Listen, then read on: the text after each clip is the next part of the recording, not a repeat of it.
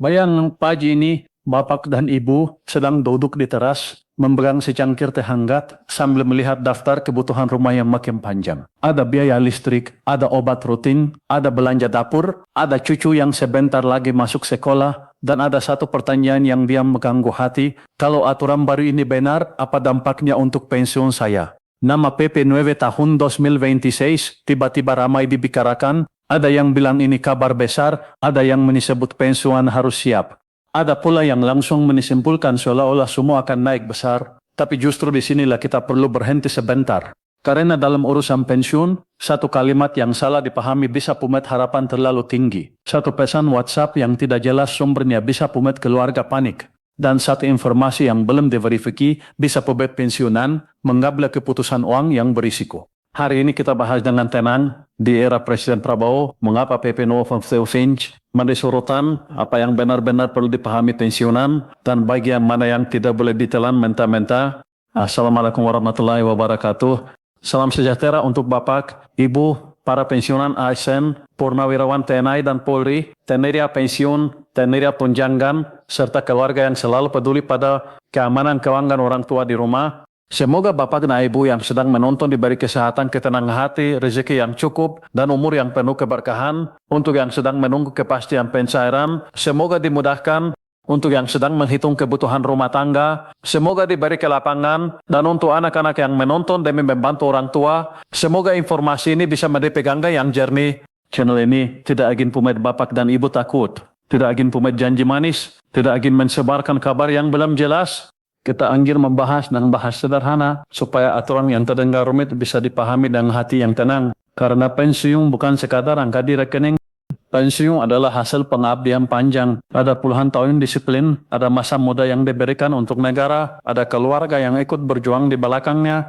Maka informasi tentang hak pensiun harus dibahas dengan hormat, bukan dengan sensasi kosong. Mengapa PP 9 tahun 2026 jadi sorotan? Karena aturan ini mensentuh sesuatu yang sangat sensitif bagi banyak keluarga pensiunan. Tambahan penghasilan pada momen tertentu, terutama TFR dan gaji ke-13. Dalam dokumen resmi, PP ini mengatur pemberian tunjangan hari raya dan gaji ke-13 tahun 2026 kepada aparatur negara, pensiunan, penerima pensiun, dan penerima tunjangan. Bagi orang yang masih muda dan masih aktif bekerja, mungkin TEA atau gaji ke-13 dianggap tambahan biasa. Tetapi bagi banyak pensiunan, tambahan seperti ini bisa menjadi napas lega, bisa untuk menutup biaya obat, bisa untuk memperbaiki rumah yang bocor, bisa untuk membantu biaya sekolah cucu, bisa untuk membayar utang kecil yang selama ini diputar dari bulan ke bulan. Masalahnya, ketika suku peraturan ramai dibicarakan, sering muncul 3 jenis informasi. Pertama, informasi resmi. Kedua, tafsir dari orang yang mencoba menjelaskan. Ketiga, kabar liar yang dibuat seolah-olah resmi. Yang berbahaya adalah ketika ketiganya bercampur. Ada pesan yang mungkin berbunyi, semua pensiunan pasti dapat sekian juta. Ada video yang mungkin menulis langsung KR besar. Ada thumbnail yang mungkin mengatakan wajib ambil sekarang. Padahal, untuk urusan uang negara, mekanismenya tidak sesederhana itu. Inilah taruhan besarnya. Kalau Bapak dan Ibu paham aturan, Bapak dan Ibu bisa lebih tenang, bisa tahu mana hak yang mempang diatur, mana yang masih teknis, mana yang hanya perkiraan, dan mana yang harus diabaikan. Tapi kalau salah paham, dampaknya bisa terasa di dapur di rekening, bahkan dalam hubungan keluarga. Kadang seorang pensiunan bukan takut jika mendapat uang. Yang paling menyakitkan adalah berharap terlalu tinggi lalu kecewa karena informasi awal ternyata tidak tepat. Maka video ini bukan hanya membahas PP. Video ini membahas cara menjaga harapan agar tetap kuat tetapi tak realistis. Sekarang kita masuk ke konteksnya dengan pelan-pelan. PP 9 tahun 2026 bukan aturan yang berdiri di ruang kosong. Aturan ini muncul dalam konteks pemberian THR dan gaji ke-13 tahun 2026. Dalam bagian pertimbangan ini, pemerintah menyebut tujuan menjaga daya beli dan meningkatkan pembelanjaan aparatur negara, pensiunan, tenaga pensiun, dan tenaga tunjangan, juga bentuk penghargaan atas pengabdian kepada bangsa dan negara. Artinya fokus PP ini bukan sekadar uang tambahan, tetapi juga daya beli. Daya beli itu bahasa sederhana dari kemampuan Bapak dan Ibu membeli kebutuhan hidup. Kalau harga beras naik, listrik naik, obat naik, transportasi naik, maka uang yang sama terasa lebih kecil. Itulah mengapa aturan seperti THR dan gaji ke-13 selalu ditunggu. Tapi perlu digarisbawahi, PP ini tidak boleh otomatis dibaca sebagai aturan kenaikan pensiun pokok bulanan. Ini penting sekali. Banyak orang ketika mendengar PP baru untuk pensiunan, langsung mengira pensiun bulanan pasti naik. Padahal dari konteks resminya, PP ini membahas THR dan gaji ke-13 tahun. Jadi kalau ada yang bertanya, apakah ini berarti pensiun bulanan naik selamanya? Jawabannya harus hati-hati. Berdasarkan judul dan isi pokok PP tersebut, yang dibahas adalah pemberian THR dan gaji ke-13 untuk tahun 2026. Kalau ada kebijakan lain tentang pensiun pokok, itu harus dilihat dari aturan resmi lain, bukan disimpulkan sendiri dari PP NOI. Disinilah banyak orang keliru. Mereka mendengar kata pensiunan, lalu langsung menyambungkan dengan kenaikan pensiun. Pada istilah pensiunan dalam aturan ini muncul tugai kelompok penerima yang termasuk dalam cakupan pemberian THR dan gaji ke-13. Sederhananya begini, kalau suku aturan menyebut pensiunan tugai penerima THR dan gaji ke-13, itu kabar penting, tapi bukan berarti semua komponen pensiun bulanan berubah. Kita harus membedakan antara tambahan yang diberikan pada momen tertentu dan perubahan penghasilan pokok setiap bulan. Bapak dan Ibu perlu paham perbedaan ini supaya tidak tertipu judul yang terlalu panas. Judul boleh menarik, tetapi isi harus tetap jujur. Harapan boleh ada, tapi dasar informasinya harus benar. Sekarang kita beda bagian yang paling penting bagi pensiunan. Pertama, siapa yang menjadi perhatian dalam PP ini? Dari judul dan cakupannya, PP 9 sobre 2026 menyebut aparatur negara, pensiunan, penerima pensiun, dan penerima tunjangan. Ini berarti pensiunan bukan hanya disebut sebagai penonton kebijakan, tetapi termasuk kelompok yang membangun di bagian dari aturan ini. Namun setiap kategori bisa memiliki mekanisme dan dasar penghitungan yang berbeda. PNS aktif punya komponen sendiri, PPPK punya ketentuan sendiri, si PNS punya ketentuan sendiri. Pensiunan dan terima pensiun juga punya ketentuan tersendiri. Maka jangan membandingkan angka pensiunan dengan angka pegawai aktif secara mentah-mentah. Kedua, bagaimana gambaran besar untuk pensiunan? Dalam pasal undiksi disebutkan bahwa THR dan gaji ke-13 bagi pensiunan dan penerima pensiun diberikan sebesar pensiun bagi pensiunan dan penerima pensiun yang diterima 1 bulan sesuai ketentuan peraturan perundang-undangan. Bahasa sederhana, untuk pensiunan, ukuran utamanya mengacu pada pensiun yang diterima 1 bulan sesuai aturan. Tetapi tetap jangan buat simulasi yang terlalu pasti tanpa melihat slip, status, jenis pensiun, dan ketentuan teknis. Misalnya begini, ini hanya untuk ilustrasi, bukan angka resmi untuk semua orang. Jika seorang pensiunan menerima pensiunan bulanan tertentu, maka tambahan yang dibahas dalam konteks THR atau gaji ketercabayasannya dikaitkan dengan besaran pensiunan yang diterima 1 bulan menurut ketentuan. Tapi angka bersih yang masuk rekening bisa dipengaruhi oleh mekanisme administrasi, data penerima, jadwal pembayaran, dan aturan teknis pelaksana. Ketiga, kapan pembayarannya? Untuk THR, PP menyebutkan pembayaran paling cepat secara hari kerja sebelum kalau hari raya, dan jika belum dapat biarkan setelah kalau hari raya. Besaran THR dasarkan pada komponen penghasilan yang dibiarkan pada bulan Februari 2000 Section 160. Untuk gaji ke-13, PP menyebutkan pembayaran paling cepat pada bulan Juni, dan jika belum dapat dibayarkan pada waktu tersebut, dapat dibayarkan setelah bulan Juni. Besarannya didasarkan pada komponen penghasilan yang dibayarkan pada bulan Mei. Perhatikan kata yang sangat penting, paling cepat. Paling cepat bukan berarti pasti semua orang menerima pada tanggal yang sama. Paling cepat berarti batas awal kemungkinan bayaran menurut aturan, sedangkan realisasi tetap mengikuti proses administrasi dan teknis pelaksana. Ini harus dipahami karena sering kali kepanikan muncul bukan karena uang tidak ada, tetapi karena orang membandingkan. Tetangga sudah masuk, saudara di kota lain sudah masuk, teman sesama pensiunan sudah dapat notifikasi, lalu bapak dan ibu mulai cemas. Kenapa saya belum? Padahal dalam praktik pembayaran bisa ada perbedaan bank, status data, jenis penerima, kanal pembayaran, atau proses lembaga terkait. Yang penting adalah jangan langsung panik pada hari pertama. Cek secara resmi, jangan percaya pesan yang meminta klaim aneh. Keempat, bagaimana dengan potongan? Dalam PP disebutkan THR dan gaji ke-13 tidak dikenakan potongan iuran atau potongan lain berdasarkan ketentuan, sementara pajak penghasilan dikenakan sesuai ketentuan dan ditanggung pemerintah. Ini kabar yang perlu dipahami dengan bahasa sederhana, jangan langsung disamakan dengan transaksi biasa yang penuh potongan. Tetapi tetap, untuk angka akhir di rekening, Bapak dan Ibu harus melihat keterangan resmi dari kanal pembayaran atau lembaga pengelola pensiun. Kelima, bagaimana jika seseorang punya lebih dari satu status? Ini bagian yang sering luput padahal penting. PP mengatur bahwa jika aparatur negara atau pensiunan sesuai ketentuan dapat menerima lebih dari satu THR yang dibayarkan hanya satu, yaitu yang nilainya paling besar. Jika terjadi kelebihan pembayaran, kelebihan itu menjadi utang dan wajib dikembalikan kepada negara. Ketentuan serupa juga muncul untuk gaji ke-13. Ini bukan bagian untuk menakut-nakuti. Ini bagian untuk mengingatkan kalau ada bapak atau ibu yang memiliki status ganda, misalnya pernah bandar aparatur negara dan juga punya posisi lain yang menurut ketentuan bisa menimbulkan hak pembayaran, jangan buru-buru menganggap semua akan diterima sekaligus. Aturan justru mengatur agar tidak terjadi pembayaran ganda yang tidak semestinya. Keenam, siapa yang mengatur teknis pelaksana? PP menyebut ketentuan lebih lanjut mengenai teknis pemberian THR dan gaji ke-13 yang bersumber dari APBN diatur dengan peraturan Menteri Keuangan, sedangkan yang bersumber dari APBD diatur dengan peraturan Kepala Daerah. Artinya PP adalah payung besar. Setelah payung besar masih ada aturan teknis. Maka kalau ada perbedaan proses antara pusat dan daerah atau antara satu kategori dengan kategori lain, itu tidak selalu berarti ada masalah. Bisa jadi memang mekanismenya mengikuti sumber anggaran dan aturan teknis masing-masing. Jadi inti yang harus Bapak dan Ibu pegang adalah ini PP 9 2026 memberi dasar hukum untuk THR dan gaji ke-13 tahun 2026. Untuk pensiunan, besaran mengaku pada pensiun yang diterima 1 bulan sesuai ketentuan.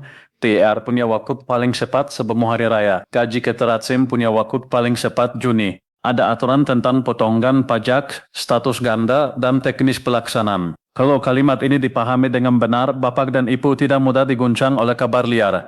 Sekarang kita masuk bagian yang paling penting untuk menjaga Bapak dan Ibu dari salah informasi. Fakta PP 9 2026 memang membahas THR dan gaji ke-13 tahun 2026 untuk kelompok yang termasuk pensiunan, penerima pensiunan, dan terima tunjangan. Bukan fakta mengatakan semua pensiunan akan mendapatkan kenaikan pensiun bulanan permanen hanya karena ada PP ini. Fakta, gaji ke-13 disebut paling cepat dibayarkan pada bulan Juni itu. Bukan fakta. Menyebut tanggal cair pasti untuk semua pensiunan tanpa dasar resmi dari kanal pembayaran atau lembaga terkait. Fakta, Fiat IR, dan gaji ke-13 untuk pensiunan berkaitan dengan pensiun yang diterima 1 bulan sesuai ketentuan. Bukan fakta, menyebarkan angka besar yang sama untuk semua pensiunan, seolah-olah semua orang pasti menerima cumulatif identik. Fakta, ada aturan jika seseorang berpotensi menerima lebih dari satu, maka pembayaran yang berlaku mengikuti ketentuan agar tidak terjadi kelebihan. Bukan fakta, mengatakan semua status bisa ditumpuk begitu saja, tanpa batas, dan yang paling berbahaya adalah penipuan. Setiap kali ada kabar uang tambahan, biasanya muncul pihak-pihak yang memanfaatkan kepanikan. Modusnya bisa halus. Mereka mengirim pesan seolah-olah dari lembaga resmi. Mereka meminta Bapak dan Ibu mengisi data. Mereka menyuruh klik link. Mereka meminta foto KTP, nomor rekening, kode OTP, PIN, atau data pribadi lain. Mereka memakai kata-kata mendesak. Kalau tidak diisi hari ini, dana hangus, ini tanda bahaya. Bapak dan Ibu, uang pensiun adalah hasil pengabdian. Jangan sampai uang yang ditunggu-tunggu justru menjadi pintu masuk penipuan. Lembaga resmi tidak akan meminta kode OTP melalui chat sembarangan. Jangan berikan PIN, jangan kirim foto kartu bank, jangan percaya orang yang mengaku bisa mempercepat pencairan dengan biaya administrasi pribadi. Kalau ada pesan yang membuat Bapak dan Ibu takut, tahan dulu, jangan langsung klik. Tanyakan kepada kalau yang dipercaya, cek di kanal resmi, datang di kantor layanan jika perlu. Lebih baik lambat sedikit tetapi aman daripada cepat percaya lalu menyesal. Dan untuk anak-anak yang menonton, ini tugas kita bersama. Jangan biarkan orang tua sendirian menghadapi banjir informasi digital. Bantu mereka membaca, bantu mereka membedakan mana pengumuman resmi dan mana pesan palsu. Karena perlindungan terbaik untuk pensiunan bukan hanya uang, tetapi pendampingan dari keluarga. Bapak dan Ibu, mari kita bicara bukan terkait pembekaturan tetapi terkait manusia. Setiap pensiunan punya cerita. Ada yang dulu berangkat kerja sebelum matahari naik. Ada yang pulang malam setelah urusan kantor selesai. Ada yang bertugas di daerah jauh. Ada yang melewati masa sulit dengan gaji tidak besar tetapi tetap berjarak karena merasa itu adalah amanah. Ada istri yang menunggu di rumah. Ada suami yang menahan lelah. Ada anak-anak yang tumbuh dengan melihat orang tuanya disiplin bicara. Lalu tiba masa pensiun, waktu mereka lebih pelan. Pagi tidak lagi diburu absen, seragam mungkin sudah tersimpan. Tetapi kebutuhan hidup tidak ikut pensiun. Harga tetap berjalan, obat tetap dibeli, listrik tetap dibayar. Anak dan cucu tetap membutuhkan perhatian. dan di tengah semua itu pensiunan sering diam, tidak banyak mengeluh, hanya menghitung dalam hati. Maka ketika ada kabar tentang TAR atau gaji kedresen, wajar kalau hati berharap, wajar kalau bapak dan ibu ingin tahu, wajar kalau keluarga ikut menunggu. Karena tambahan seperti ini bukan sekadar angka. Ini bisa menjadi rasa aman, ini bisa menjadi kesempatan membeli kebutuhan yang tertunda. Ini bisa menjadi cara seorang kakek memberi sedikit kebahagiaan kepada cucunya tanpa merasa membebani anak. Tetapi harapan harus dijaga dengan pengetahuan. Karena harapan yang tidak didampingi informasi bisa berubah menjadi kecewa, dan informasi yang tidak didampingi kebijaksanaan bisa berubah menjadi keresahan. Di era sekarang berita datang cepat, kadang lebih cepat dari penjelasan resmi. Judul-judul berlomba menarik perhatian. Tapi bagi pensiunan, yang dibutuhkan bukan sekadar judul besar. Yang dibutuhkan adalah kepastian yang manusiawi. Penjelasan yang tidak merendahkan, bahasa yang tidak mempersulit, dan suara yang berkata tenang. Mari kita pahami satu persatu. Bapak dan Ibu tidak perlu malu bertanya, tidak perlu merasa tertinggal karena aturan sulit dibaca. Bahkan banyak orang muda pun bingung membaca bahasa hukum. Yang penting adalah tetap mau memahami, tetap hati-hati, dan tidak mudah dipancing oleh kabar yang terlalu indah atau terlalu menakutkan. Pensiun adalah masa yang seharusnya diisi dengan lebih banyak ketenangan, bukan berarti tanpa masalah, tetapi setidaknya tidak perlu ditambah dengan kepanikan akibat informasi yang salah. Karena ketenangan di usia senja adalah hak yang sangat berharga. Sekarang, apa yang sebaiknya Bapak dan Ibu lakukan setelah memahami PPNN? Pertama, pisahkan antara aturan resmi dan komentar orang. Aturan resmi menjadi dasar. Komentar boleh membantu menjelaskan, tetapi jangan dijadikan keputusan utama kalau tidak jelas sumbernya. Kedua, jangan pumet rencana belanja besar sebelum dana benar-benar masuk. Ini penting. Kalau ada kabar paling cepat Juni, jangan langsung berutang dengan asumsi tanggal tertentu pasti masuk. Lebih aman menunggu dana masuk rekening baru diusung prioritas. Ketiga, saat dana masuk, susun urutan kebutuhan. Dahulukan obat, kesehatan, utang penting, kebutuhan rumah, biaya pendidikan cucu. Jika memang gede ditanggungkan, lalu sisihkan sedikit untuk darurat. Jangan habiskan semuanya hanya karena merasa itu uang tambahan. Tambahan yang dikelola tenang bisa memberi manfaat lebih panjang. Keempat, cek data pribadi, pastikan rekening aktif, data penerima tidak bermasalah, dan komunikasi dengan lembaga terkait berjalan baik. Bila ada kendala, gunakan jalur resmi. Jangan meminta bantuan kepada orang yang tidak jelas hanya karena mengaku bisa mempercepat pencairan. Kelima, waspadai link palsu. Kalau pesan masuk dengan tulisan daftar penerima PP 9 2026 klik di sini, jangan langsung percaya. Apalagi kalau diminta memasukkan nomor rekening, NIK, PIN, OTP, atau password. Itu tanda bahaya. Keenam, simpan bukti dan catatan. Kalau sudah menerima pembayaran, catat tanggal masuk dan jumlahnya. Ini bukan karena curiga, tetapi agar Bapak dan Ibu punya arsip pribadi. Dengan catatan itu, kalau ada pertanyaan dari keluarga, ada perbedaan informasi, Bapak dan Ibu tidak bingung. Ketujuh, untuk keluarga muda, bantu orang tua dengan sabar. Jangan memarahi mereka kalau mereka bertanya berkali-kali. Bagi kita mungkin link palsu mudah dikenali. Bagi orang tua, tampilan pesan resmi dan palsu kadang terlihat sama. Tugas keluarga bukan menertawakan, tetapi melindungi. Delapan, ikuti perkembangan teknis dari sumber resmi. Karena PP adalah dasar besar, sedangkan pelaksanaan bisa dijelaskan lebih lanjut melalui aturan teknis dan pengumuman lembaga terkait. Jangan hanya mengandalkan potongan video pendek atau status media sosial. Kesembilan, jaga ekspektasi. Kalau uang masuk sesuai harapan, syukuri dan kelola baik-baik. Kalau ada keterlambatan, cek secara resmi. Kalau kilang berbeda dari perkiraan sendiri, jangan langsung menurut. Bandingkan dengan dasar pensiun yang diterima dan aturan yang berlaku. Ke-10, jadikan momen ini sebagai pengingat untuk lebih tertib finansial. Bukan berarti harus hidup terlalu keras. Bapak dan Ibu tetap berhak menikmati hasil pengabdian. Tetapi dalam situasi hiraha yang berubah cepat, uang tambahan sebaiknya mendepenguat bukan sekadar lewat. Bapak dan Ibu, PP Novel Tosensis Lake mandi sorotan bukan karena judulnya saja, tetapi karena mensentuh rasa aman banyak pensiun. Di balik pasal dan ayat ada baja-baja yang menunggu kepastian. Ada keluarga yang menghitung belanja, ada orang tua yang ingin tetap mandiri, ada pengabdian panjang yang layak dihormati. Maka pesan utama hari ini sederhana, pahami aturannya, jangan mudah percaya kabar liar, jangan mengubah harapan menjadi kepanikan, dan jangan biarkan siapapun memanfaatkan ketidaktahuan Bapak dan Ibu. Di era Presiden Prabowo, PP ini menjadi bagian penting dari pembahasan TER dan gaji ke-13 tahun 2026. Tetapi pemahaman yang benar tetap harus lebih kuat daripada sensasi. Kita boleh berharap tetapi harus tetap cermat. Kita boleh menunggu tetapi harus tetap tenang. Kita boleh senang mendengar kabar baik tetapi jangan lupa meriksa sumbernya. Karena pensiun yang paham aturan bukan hanya lebih siap menerima haknya. Pensiun yang paham aturan juga lebih kuat menghadapi rumor, lebih aman dari penipuan dan lebih tenang dalam mengatur hidup. Pertanyaan untuk Bapak dan Ibu hari ini, setelah memahami PP Noel, apakah kita akan ikut terbawa kabar yang belum jelas atau memilih bandai keluarga pensiun yang tenang, cerdas, dan terlindungi? Semoga Allah Tuhan Yang Maha Esa menjaga rezeki Bapak dan Ibu, memudahkan urusan pencairan yang mendidik hak, menjauhkan dari penipuan, dan memberi ketenangan di masa pensiun. Sampai jumpa di pembahasan berikutnya. Tetap sehat, tetap waspada, dan tetap bermartabat.